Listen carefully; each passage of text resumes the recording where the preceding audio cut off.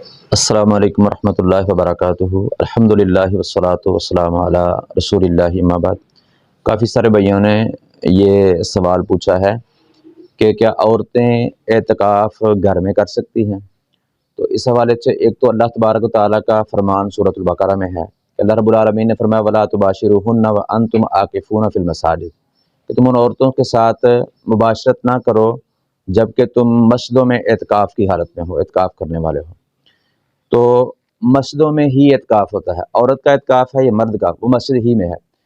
اس طرح رسول اللہ صلی اللہ علیہ وسلم کے دور میں بھی امہات المومنین رضی اللہ عنہن نے جو اپنے خیمے لگائے تھے وہ مسجد میں ہی رسول اللہ صلی اللہ علیہ وسلم کے ساتھ لگائے تھے، اور اسی طرح رسول اللہ صلی اللہ علیہ وسلم کی وفات کے بعد بھی امہات المومنین اعتکاف پہ بیٹھا کرتی تھی، وہ مسجد ہی میں خیمے لگایا کرتی تھی۔ تو عورت کا اعتکاف ہو یا مرد کا، وہ مسجد ہی میں ہوتا ہے۔ صحابیات یا ان کے بعد کی خواتین نے گھروں میں اعتکاف نہیں کیا، تو ہمیں بھی، ہماری عورتوں کو بھی جو ہے گھروں میں اعتکاف نہیں کرنا چاہیے۔